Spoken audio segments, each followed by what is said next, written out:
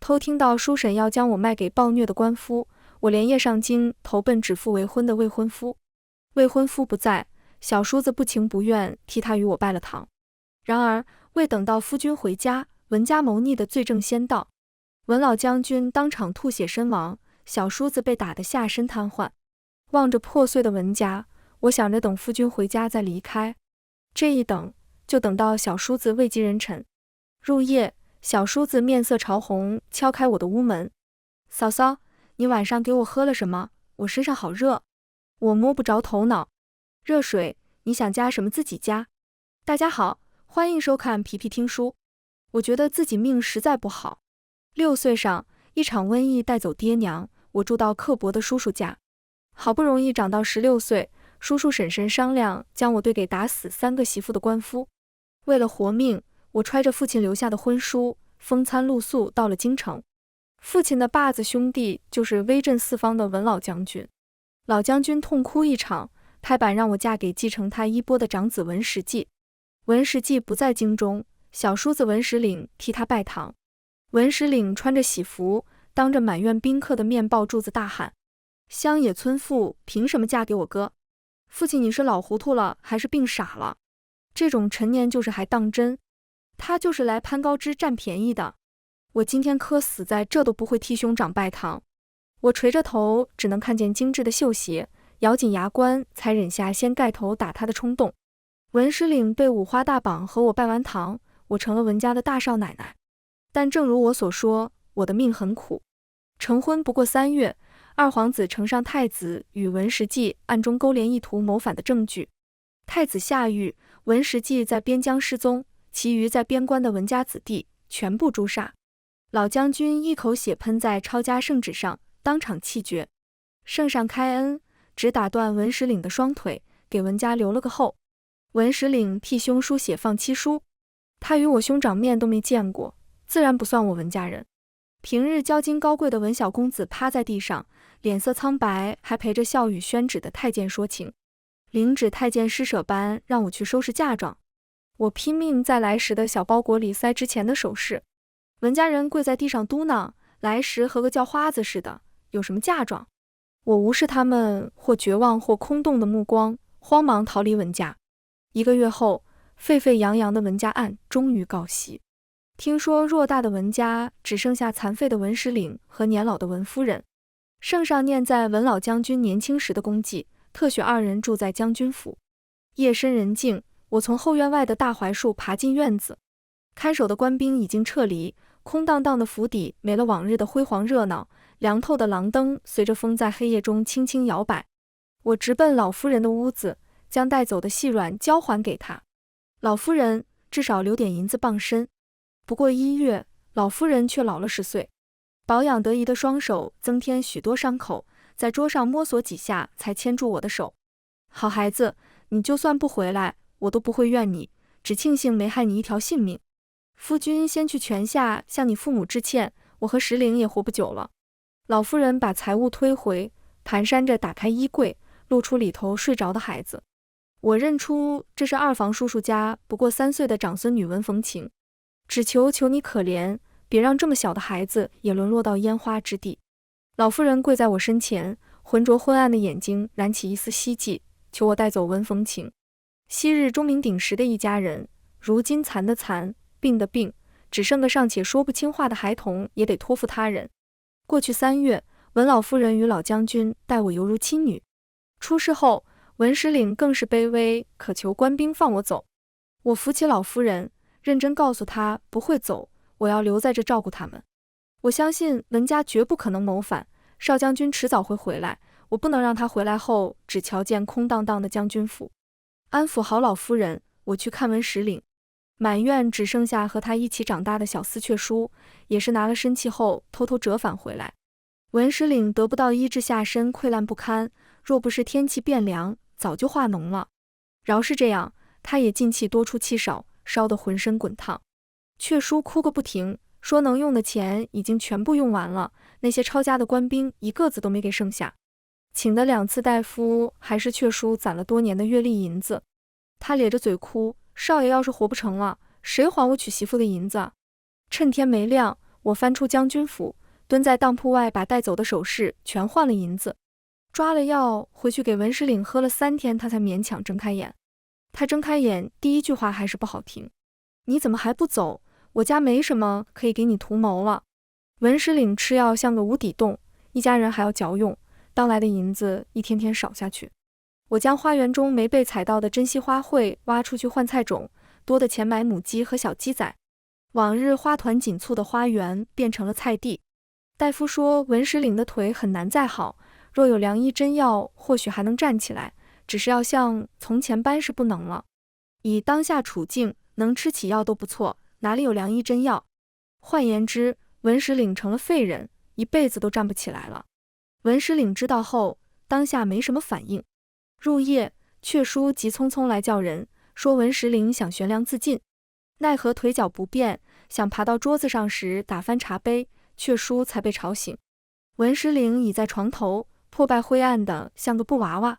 老夫人扇完一巴掌后，又心疼地趴在他身上嚎啕：你是要带娘一起死吗？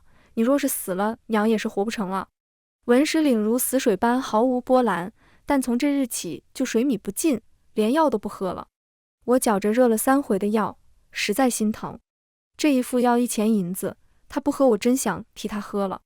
我重重将碗搁在桌上，你不过是残废了，文家死的人要是知道你这般自轻自贱，晚上托梦都会来骂你。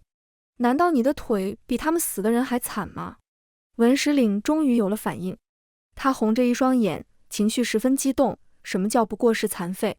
你懂什么？我这样和死人有什么区别？当然有区别。我抬高声音，活着才有一切希望，不是吗？你大哥还生死不明，往远了说文家还未洗清谋反的冤屈，近了说老夫人和冯晴还指着你过活。你死了轻松，他们一老一小怎么活，你有想过吗？现在你就算爬出去乞讨，也得给我出去养活他们。我一个和你家非亲非故的乡野村妇，你难道想把自己的责任甩给我吗？这药你爱喝不喝？1钱银子我舍不得浪费。我气得浑身发抖，一口把药喝完，唰地从椅子上站起来，想再好好同他说说道理。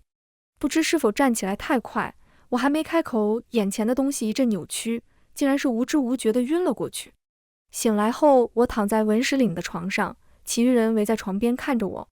老夫人捧着一碗鸡汤喂我，石岭还以为是药里有毒，没想到你是饿昏了。每回吃饭你都说你在厨房吃过了，以后你不吃，我们都不吃了。冯晴举着手往我嘴上摸，婶婶吃鸡腿。文石岭坐在窗边，嫌弃又疏离，但阙叔说他急疯了，一直不愿意下床的人狼狈地爬到屋外喊救命。从前在叔叔家也是饥一顿饱一顿，我才想省点口粮给老弱病残，没想到居然饿昏了。我肉疼地吃完半大的小鸡，坚持把鸡腿留给冯晴。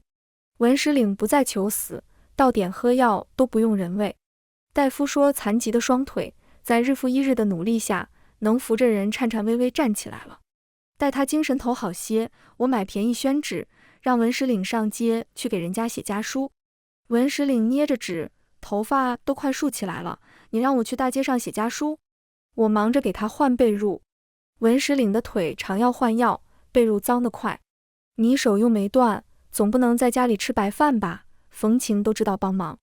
3岁的小冯晴每天跟在我脚后，我洗衣他撒皂角，我翻土他捡豆子。老夫人眼睛好些，就绣手绢补贴家用。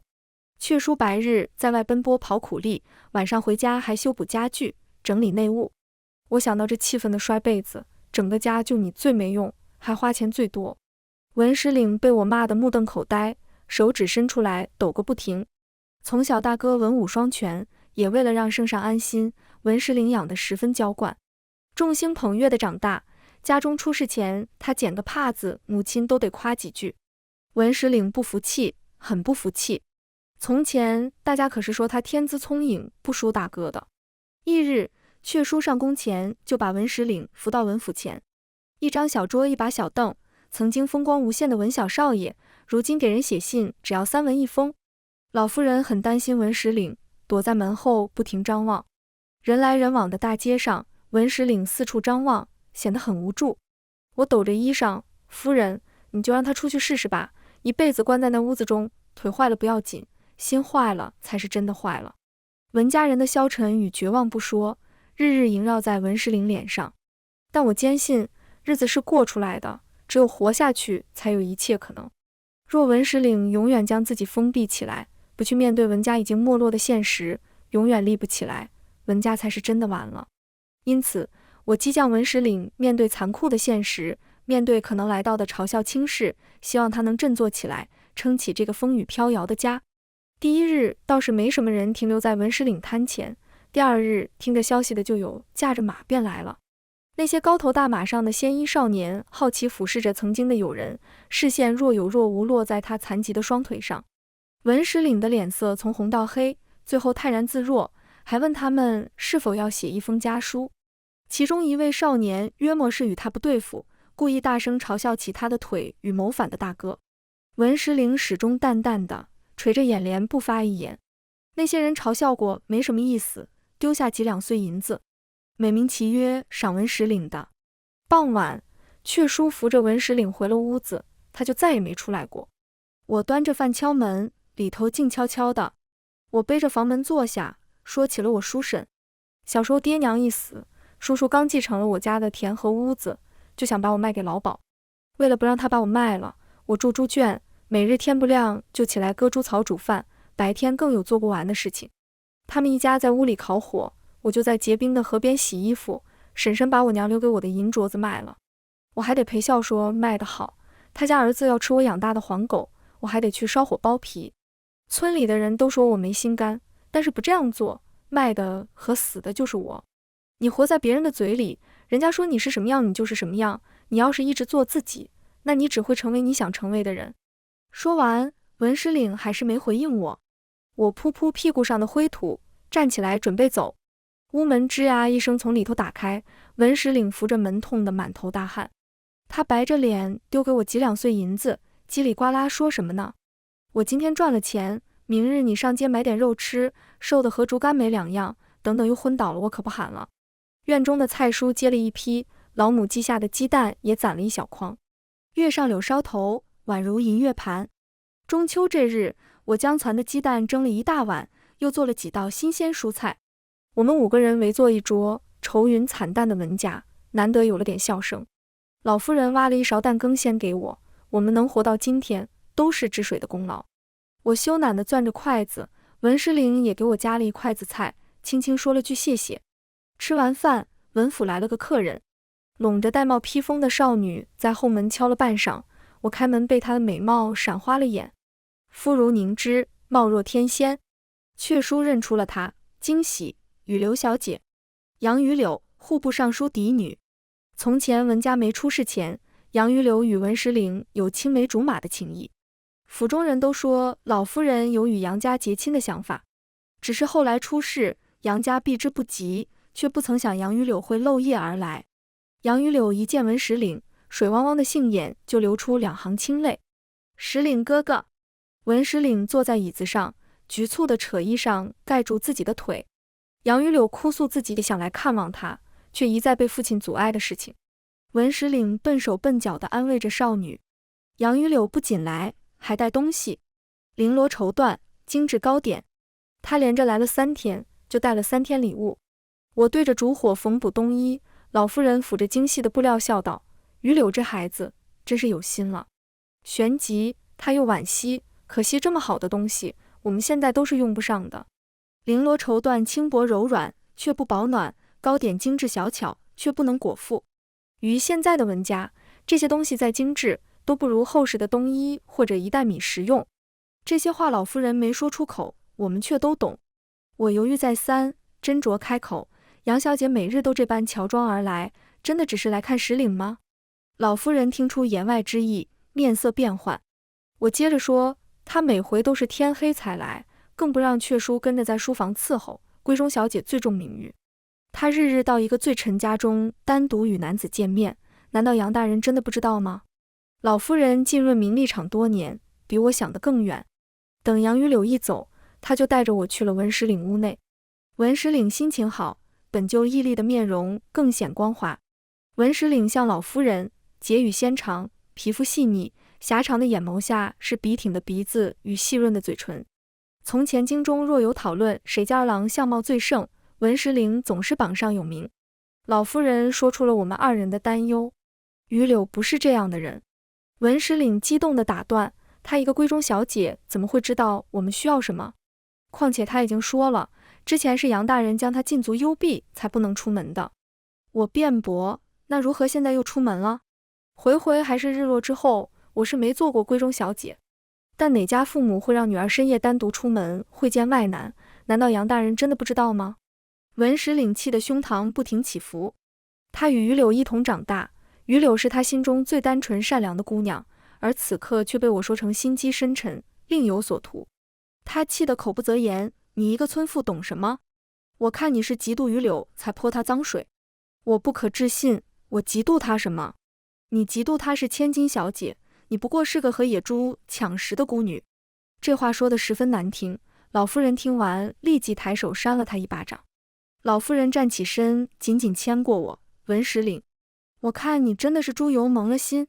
今日的话都是我让之水说的，都是我的意思。你的腿乃至命，甚至是我和冯晴的命，都是之水救的。没有之水，我们早就和你父亲一起投胎了。如今你为了个居心叵测的女人重伤我们的救命恩人，我第一个不答应。若是你还没想清楚，以后我就当没有你这个儿子。文石岭一整日都没有出门，他不明白怎么连老夫人都不懂杨于柳。他看着于柳长大，还不知道她是个多好的姑娘吗？杨于柳照例天黑后提着一些糕点上门，文石岭的心情才好了一些。他看着杨于柳笑意盈盈的脸，同他一起说起小时候的趣事。情到浓时，杨于柳将头轻轻靠在他肩上，我总是想起小时候与你还有实际哥哥在一起的时候。文石岭的思绪也回到了小时候，不知道哥哥如今在哪里，是不是还好好活着？他感受到杨于柳的手轻轻附在他手上，身上传出淡淡的幽香。杨于柳轻轻说道：石岭哥哥，听说文家有一块连圣上都不知道的先帝赏赐的兵符，是真的吗？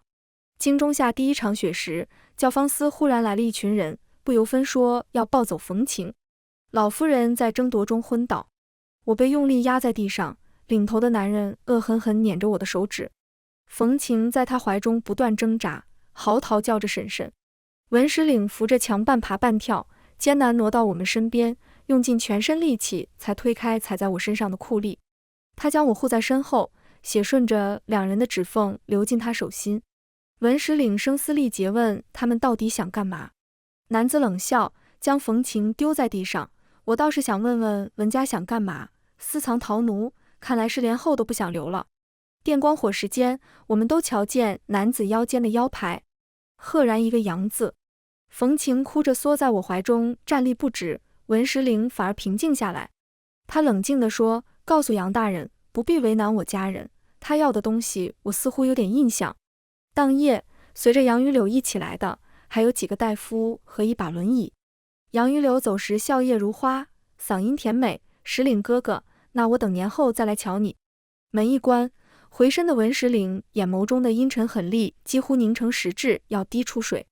文石岭的腿在年前已经可以缓慢行走了，但他从不在生人面前走，日日坐着那把轮椅。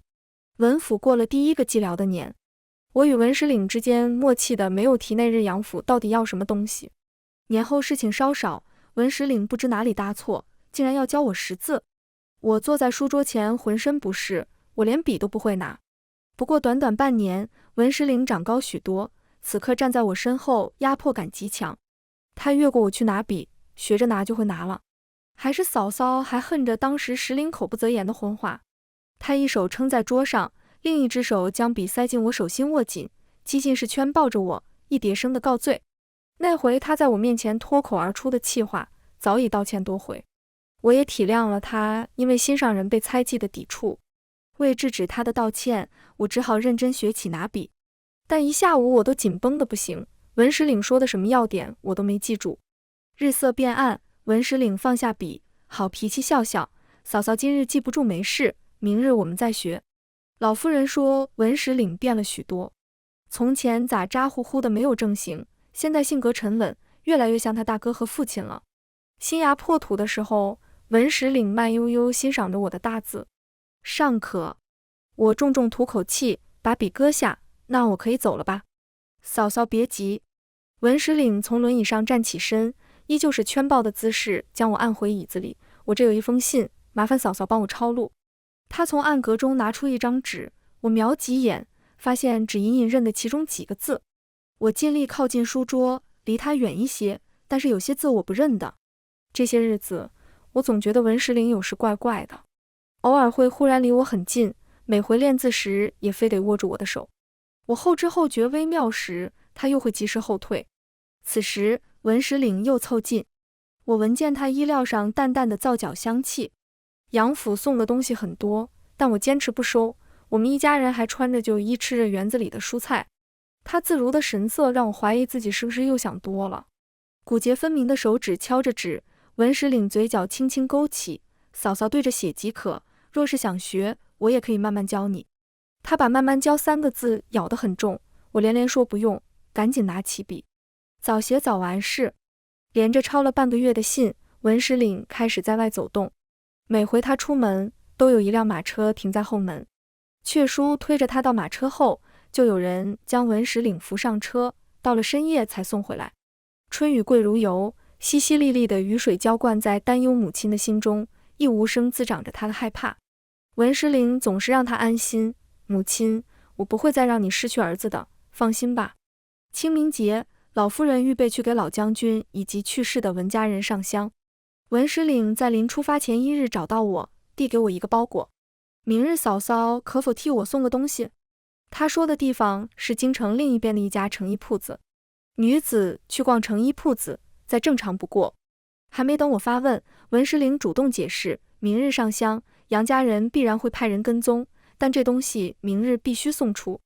我瞬间觉得手心的包裹仿佛有1000斤重。我郑重点头，我肯定送到。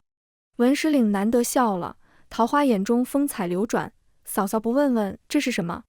我只答，我相信你。文石岭面上的笑容渐渐消失，止于悠悠的眼眸不错地凝望着我的双眼。我心中那怪异的感觉又涌现出来，拿上东西匆匆离开他的卧房。冯晴正在廊下吃着饴糖，见我出来咦了一声，婶婶怎么从叔叔的房间出来了？你们在一起玩吗？童言无忌，但这嫂子和小叔子在一起玩的话传出去，别人可不一定认为是童言了。好在冯晴小，我逗弄几句就忘了刚刚说过的话。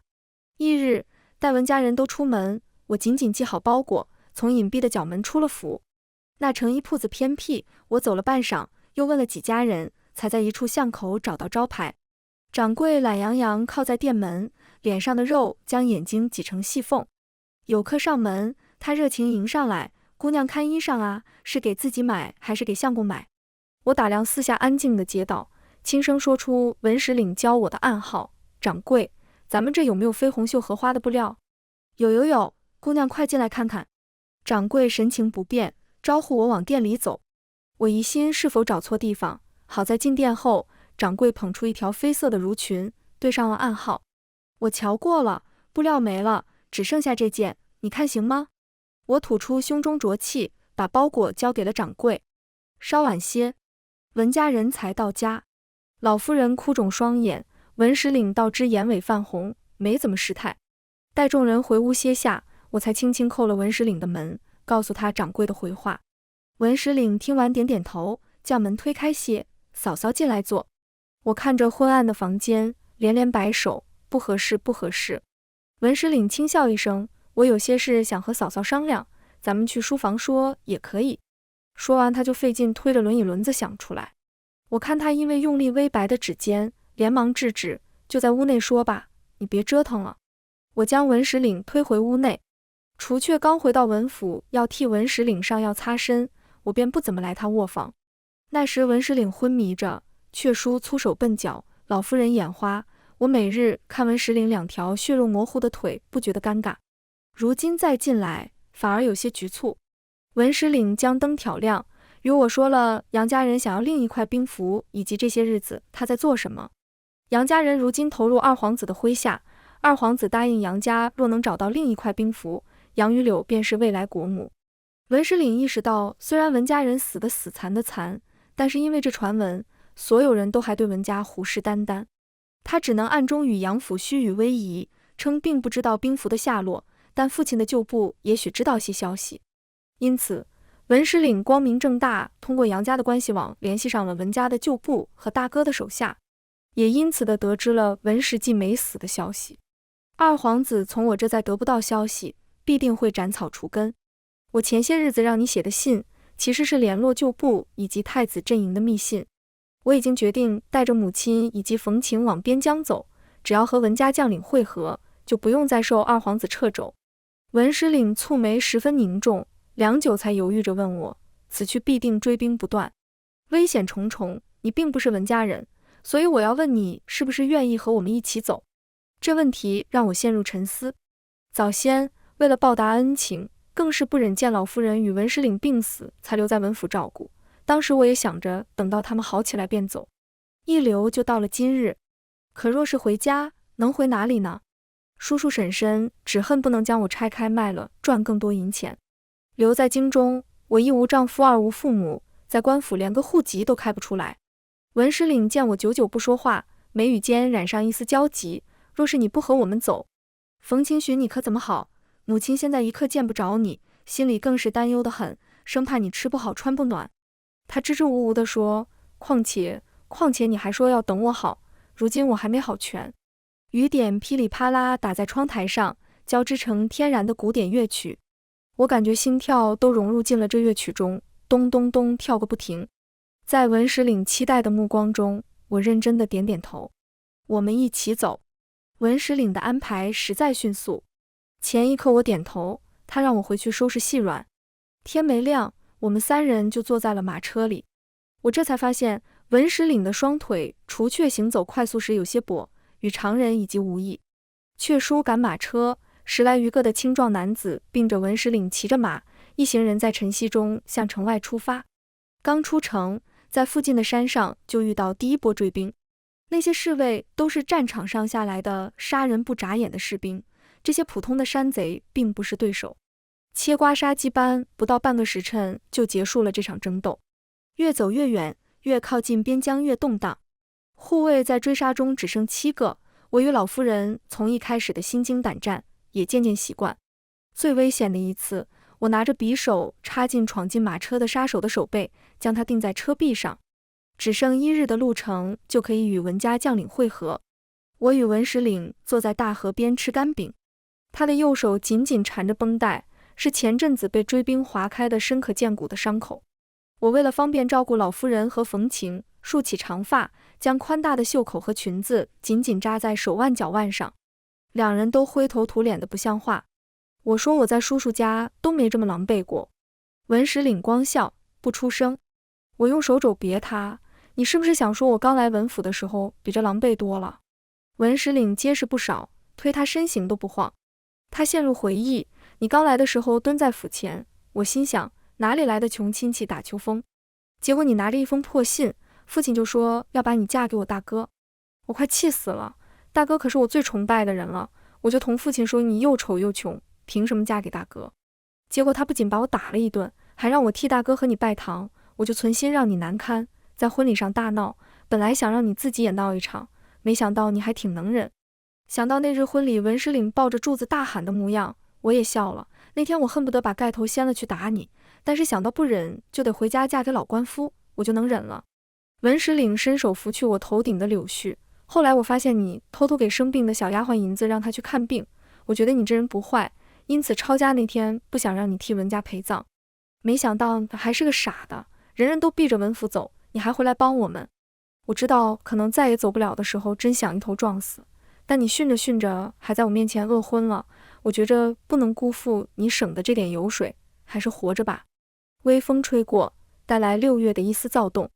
文石岭眼中是我不明白的深沉，结果你告诉我不仅得活着，还得好好活着，才有一切可能。我当时真想抽自己几个嘴巴子，怎么一开始瞎了眼，觉得你丑且穷，你嫁到我们文家真是我们高攀了。他说的情真意切，我耳廓听着听着滚烫起来。为了缓解气氛，我伸出手离他脸颊很近，那我现在赏你一巴掌，不然都对不起你骂过我的话。文石岭握住我伸出的手，在我来不及反应时轻轻用侧脸贴上。好嫂嫂，你就放过我吧，等我们安全了你再好好教训我。柔软细腻的触感萦绕在指尖，轻轻攥着我的手却滚烫坚定。我飞速收回手，哽着喉咙半晌才说，可我是你嫂子。文石岭被我的话逗笑，长长的睫毛闪了闪。他用纸背擦擦我脸上的尘土，声音柔和，等安全了，我们再说你是不是我嫂子。我的命果然很苦。坐在车上，都已经瞧见孤城的城门。忽然斜刺里冲出10来个人，刀刀致命地往文石岭和其他人身上招呼。他们身手较之前的追兵好太多，招招往人命门砍。拉车的马儿被一箭射死，车厢不可控制地侧翻倒地。一切发生得太快，老夫人没抱紧冯晴，她似个皮球在车内滚了2圈，掉出了车厢。我捉了几下都没扯住她的衣角。听着外面的刀剑声，我咬牙让老夫人别动，冲出车厢抱住大哭的冯晴。哭声吸引了杀手，我只来得及将冯晴抛回车内，笨拙的就地一滚，躲开致命刀刃。我爬起身不敢回头，拼命往前跑。恍惚中我听见文石岭叫我的名字，但身后破空声已经太近。我认命闭眼，准备迎接死亡。噌！突然一支箭矢自远而来，直入我身后追兵眉心。他瞪着眼倒下，我不可置信望向孤城方向。一支装备精良的队伍正向我们这边冲来，高高举起的军旗上赫然印着的是文字。文石岭，你快看！我兴奋地大喊。杀手见刺杀无望，纷纷四散逃窜，被赶来的士兵狠狠按在地上。随着士兵骑马而来的将领待捉住所有杀手，才下马揭开头盔。头盔下是年轻的一张脸，和文石岭十分相似。老夫人先反应过来，蹒跚着上前确定，石记，我的儿，是你吗？文石记听见母亲的呼唤，急行几步接住了老夫人。母亲，是我。我呆愣地看着阖家团圆的场景。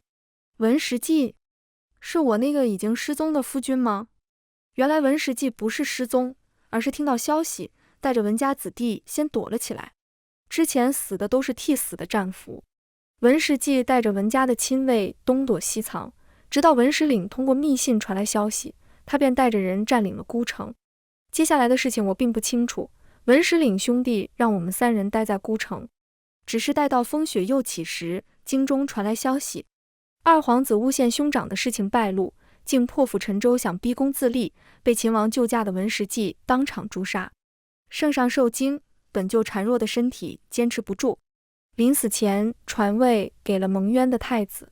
新帝登基，封了文石记为镇北将军，文石岭做了新的户部尚书。我们回到文府时，文府已经焕然一新，花团锦簇，碧瓦朱檐，除了留下我的菜地，今天的文府与我们当时漏雨都修不了的府邸不可同日而语。杨大人下了大狱，知道我们回来，杨玉柳在门前哭了一场。他哭得楚楚可怜，拽着文石岭的裤脚梨花带雨。石记哥哥，当初都是我父亲的授意，我一个小小女子能如何？你可怜可怜我，给我一条活路吧。文石岭扶起他，倒是很心疼的样子。如今我不过是个跛子，怎么能帮上妹妹呢？这样，我这有点薄礼，就当是我对伯父的一点心意。说罢，他让下人递上了一卷绸缎和糕点。在杨玉柳错愕的目光中，文石岭将东西塞进他怀里。妹妹当日让大夫给我好好医治，千万别治好我的恩情，我可是铭记在心的。文府风光无限，我身在其中反而比以前不安。我在这府中身份尴尬，老夫人看出我的去意，特意将我喊到了身前。她的话全然发自肺腑的慈爱。治水，现在都好起来了，不如你就还留在文家，还当石记的媳妇。我想起文石记淡漠冷厉的面孔，吓得连连摇头。那种杀神睡在枕边，我都怕杀气搁着我。石林已替兄给我写了放妻书，我自己出府做点小生意也很好。如今在文府庇护下，就算我没有户籍和丈夫府，在京城肯定也能活得很好。老夫人却不许我走，你不愿意当石记的媳妇，我这辈子没生过女儿，你就留我身边做我的女儿，哪里也不许去。流水的珠宝首饰并着上等布料，随着老夫人的话一起流进我的院子。府中人对我无不恭敬，连从前我侍弄的菜地都不需要再沾手，只会下人就行了。我对这种衣来伸手的日子却不适应了。走到哪里都有人恭恭敬敬喊我句知水小姐，但想做什么都会被下人阻拦。我烦闷地用柳枝抽打水面，偏偏这会儿还有人来讨嫌。小厮恭恭敬敬说：“二公子说小姐若是有空，晚上想喝姑娘烧的汤水呢。”我气得把柳枝丢进水里，呵，回家就是吃饭睡觉，我这是客栈吗？要喝汤是吧？我在厨房舀了勺热水在汤罐中，让小厮立刻给文石岭送过去。小厮捧着热水欲哭无泪，这不好吧，姑娘，这就是热水啊！我烦躁地挥挥手，送去。他就有这怪癖。发泄完心里舒服不少，回到屋内盘算着明日再和老夫人说说我要走的事。刚吹了灯，屋门就被叩响。我拉开到门缝，看见文石岭在月色中微红的双颊。嫂嫂，晚上你给我喝了什么？我感觉好热。这人莫不是没事找事？我冲他翻了个白眼。热水，你想喝什么可以自己加。喝热水若是能喝出事才有鬼了。我正想关门，文石岭顺着门缝挤进来，还贴心地把门合上。哎，你！暮色四合，屋内没点灯，什么都是模糊的，能感受到的只有文石岭身上散发的股股热气和略微沉重的呼吸声。我紧张地咽了咽口水，向后退一步，撞上了桌子。桌上的茶杯发出清脆的倾倒声，接着是咕噜噜的滚动声。我下意识转头想去接杯子，文石岭同时伸手准确捉住我的手臂，制止我逃窜的动作。他低下头，声音轻柔缱绻，我听母亲说，他还想让你做大哥的夫人，被你拒绝了。近在咫尺的气息压迫感很重，我硬着头皮嗯了一声。为什么？我之前是没得选才嫁给你大哥，如今没人能逼我，我自然得选个合心意的。文石岭长长的哦一声。我感受到手臂上的禁锢松开，还没松口气，他的手转而摁在我的后背，将我往前推得更近。气息交缠，我几乎觉得文石岭只要再推一寸，我们就要吻上了。好在文石岭停了力气，那嫂嫂觉得什么样的才合心意？无论我怎么用力，撑在背后的手都一动不动。我放弃抵抗，自暴自弃地说：“你能别叫我嫂嫂了吗？你给我写的放弃书还在我包里呢。我与你大哥根本不是夫妻。”这话不知触动他什么，我明显察觉文石岭的呼吸声更重。那我叫你什么？文石岭的嗓音柔得快能掐出水。叫你妹妹？还是叫你知水？明明再正常不过的名字，从他嘴里说出来，却引得我一阵羞怯。滚烫的红晕从脚底爬升，浸润了我的全身，直至头顶。若不是夜幕遮盖，我此刻必被发现像个烫熟的瞎子。文石岭还在孜孜不倦地追问：“你还没说呢，那你觉得什么样的合心意？”我若是不给出个答案，他怕是能问上一夜。我喜欢帕夫人的，妻管严的，行了吧？曾经在河水边，文石岭说到了安全的地方，就说我俩的事情。我心中确实有情意，当他说出这句承诺时，我不可谓不欢喜。只是我瞧着他官运亨达，一步步走到了权力的中心，那情谊就被巨大的落差掩盖了。我不过是个乡下农女，他现在能因为恩情带来的错觉想与我在一起，往后便可能因着门第不匹配，却被恩情绑在一块，磨灭夫妻情分。倒不如彼此客客气气的，我能凭着这恩情安稳一生。世人讲究夫为妻纲，女子以柔顺为美。越有本事的男人，府中妻妾越多，越在意大男子形象。我这般说了，也是委婉地拒绝文石岭。果然我说完，文石岭的呼吸就停滞了。饶是做足准备，在彻底说开这一天，我还是不可避免被巨大的伤心冲击头脑，眼眶不可控的酸楚。我故作轻松推开他的手，若是以后你碰见合适的，别忘记家中还有个待嫁的小妹。一推二推没推开，我刚想说放手，文石岭咬牙切齿的声音就从黑暗中传来：“我刚好怕媳妇，妻管严，和你合适的不得了。”我心下惊讶，你这回彻底说不出话了。文石岭恶狠狠在我唇上咬了一下，毫无温情可言，切切实实就是咬了一口，我都尝到丝丝血腥味。文石岭咬完才松开手，打开房门丢下一句好好在家待嫁，就头也不回离开了。新弟身边炙手可热的文家有喜事，他家二公子娶亲，特意向陛下求得赐婚恩旨，给未过门的妻子求了个诰命封号。我领完赐婚圣旨人还是晕的，老夫人高兴的不行，嚷嚷着终于不用担心我离开文家。这一晕就晕到成婚。老夫人按照习俗不让我和文石岭见面，将他赶出了文府。一切流程与繁琐的礼仪都不需要我操心，我坐着花轿从文府出去，浩浩荡荡的车马绕着京城转了一圈，又回到文府。文石岭照着礼仪轻轻踢过轿门，伸进花轿内的手微微颤抖。知水，我来接你了。看着修长分明的手，我将同样发颤的手附上。文石岭立刻紧紧牵住，将我小心翼翼地领出花轿。与上回嫁给文石记的迷茫与害怕不同，此刻我的心里只有对未来的无限向往。闹了一夜，我才听见文石岭杂乱的脚步声，但他来得太快，我来不及把盖头盖回头上，嘴里甚至还嚼着桂圆。我和文石岭大眼对小眼半晌，心虚问：我还要盖上不？文石岭显然喝多了，脸红得不像话，关门时候差点睡门上。我搂着他往床边靠，两人来来往往半天，好不容易把他往床上丢出去。文石岭手一伸，把我顺便勾过去压在身下。等他胸膛上上下下抖动到笑出声，我才发现被骗了。我气愤地拧他的胳膊，把他拧得直告饶。我错了，再也不敢了。拧完，我们俩躺在床上，又大眼对小眼。我后知后觉的羞怯此时才出现，扭脸别他胸口：你起来，这样很重。文石岭倒是不害羞，听说重，撑着手支起上半身俯瞰我。半晌，他得出个结论：你穿红颜色确实好看。说罢，他抿着嘴在我唇上啄了两下，似乎是觉得好玩，啄完捧着我的脸上上下下亲了个遍。我确信文二公子确实是醉了，但这并不妨碍二公子洞房。亲着亲着，我就感觉腰上紧紧束缚的腰带解开了。我惊慌地按住衣襟：等等，你别扯我衣服。等一下，你的手在摸哪里？文石岭。我直到深夜，我才得以从他怀中出来，喘上几口气。文石岭的酒彻底醒了，待喘完，又将人搂回怀中，艳足地摸着怀中妻子光滑的后背。我困得眼睛都睁不开，他在我耳边絮絮叨叨，什么都听不清，直到他说：我在外面给你盘了个铺子，你想做什么都可以做，不用日日在府里待着。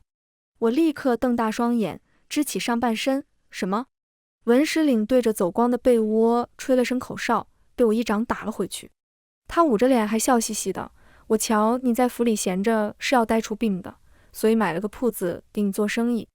我捂着被子：可是你的妻子若是在外做生意，会不会被同僚嘲笑？文石岭将我拽回怀中，安抚的轻拍：别怕，你想干什么就干，天塌下来有我顶着，我只希望你永远开开心心的，不要再有烦恼。后背的手温暖有力量，我心中泛起层层涟漪。阿爹阿娘，你们给我定的娃娃亲真是太好了，如今我再也不是谁都可以欺负的宋之水了。我搂住文石岭的脖子，亲昵地蹭蹭他的脸颊：谢谢你，文石岭，遇到你是我这辈子最幸福的事情。文石岭受用地享受了我的依恋，手却不安分地往下滑。